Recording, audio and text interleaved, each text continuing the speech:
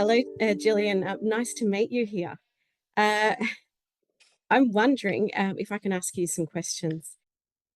Absolutely. Yeah. Okay.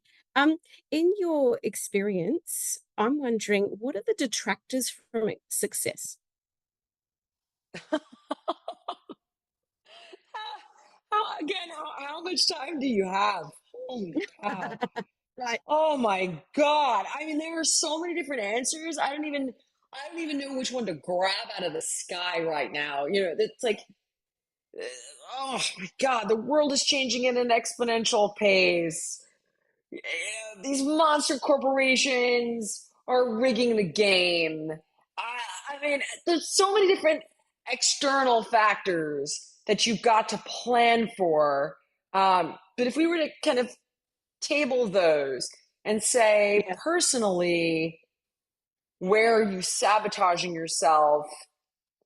I would say there are really three areas that you could drill Yeah. down on. One is Sure. being pretty specific with your goals. People always say, I want love, I want money, I want success. These are sweeping generalizations that mean nothing. It's like being in the States and saying, I want to go Northeast. Well, where? The Empire State Building, the Boston Freedom Trail, like what, where are you going? Because in order to get somewhere, you've got to have a specific location so you can build a roadmap. And while, yes, things Yeah. change along the way, you're putting Mm. action and intention and effort into the world, and then you can allow for some serendipity, but you've got a direction and it's focused, if you will. You got to be passionate about what you do. You don't do it because you think you should. The least security I've ever had in my life is when I was pursuing the shoulds instead of the Yeah. wants. Do the thing that Yeah. you want, not the thing you think you should.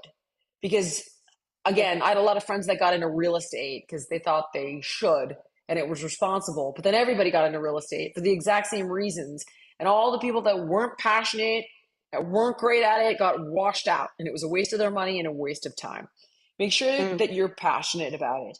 Build your Mm. belief in your ability. So create these opportunities in the learning zone of life, right? So there's the crawl, then to go from a crawl to a stand is the learning zone. To go from a stand to a walk, that transition is the learning zone.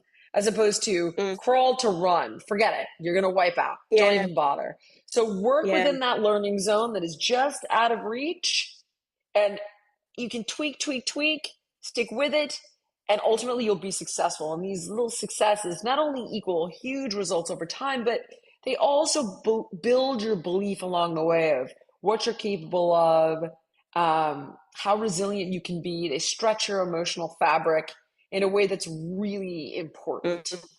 Mm. And then the third thing is doing the homework. Take the time to do the work. Don't just do it. Like, as much as I love that saying, and there are times I will reference that cliche. It's like, come on now, just get out of bed. Like, that's a just do it. We all know how to get out of bed. You know what I mean?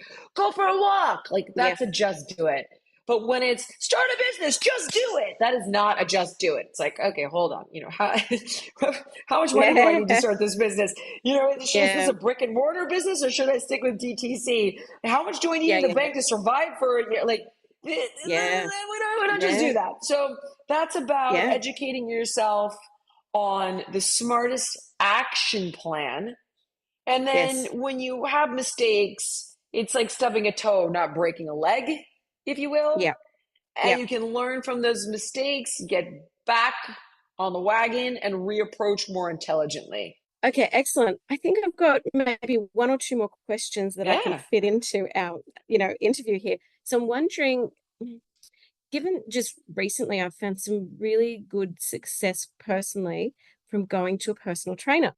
And I'm interested in your take on how that might apply to having success in business, because there's a lot of sure. research that now suggests business owners need to be on top of their exercise regime as well. I thought you were going to say coaching. I was like, oh yeah, I definitely need a mentor and a coach in business. There's that one. Yeah, But with regard to fitness, I've often said that when you feel yeah, strong physically, it transcends into the other facets of your life because it's going to build mm, Your belief in your ability to tolerate being uncomfortable, your belief in your ability to do hard work, your belief in your ability to achieve a goal, to mm, be resilient. These are all tools that you will utilize mm, in other facets of your life. When you feel strong physically, you feel mm. strong in every other facet of your life without question. Okay, great. And then finally, I guess what I'm interested in, you kind of alluded to that, is do you believe in the importance of getting a mentor or a business coach? And what kind of business coach should someone get? Well, you definitely want to work with somebody who knows your business. Period. I think there's a unique value to not just having the umbrella of I know business. You can get Mm, added benefit if the person knows your business. So it's great to have a mm, coach that understands things you don't understand, like branding or DTC and oh, MailChimp. I specialize in all those things are important. Having somebody that mm, understands these different components of business and they subspecialize, that's great. You go see them, they help you, mm, go see them, they help you. But also having somebody that knows your industry is going to mm, have made probably a lot of the mistakes already. So if you can mm. learn from their mistakes, right? It's like a stupid person never learns, a smart person learns from their mistakes, but a brilliant person learns from somebody else's mistakes. Yes. So, Good. having somebody make the mistakes already and say, yeah, I did that, and these are the things to look out for. And if you still want to pursue it, at least you know these are the things to look out for. Like, this Mm, is where they got stuck in quicksand. Do you think you've got mm, to solve for it? And mm. don't go down that path until you think you do. So, Yeah. Yep. it's invaluable. You're basically saving years of time and hopefully unnecessary setbacks by learning from somebody else's experience. Excellent. So thank you so much for your answers because yeah, we're out of time. It's a brief interview, but I really appreciate meeting you and thank you. Oh my gosh, it's my pleasure. Thank you.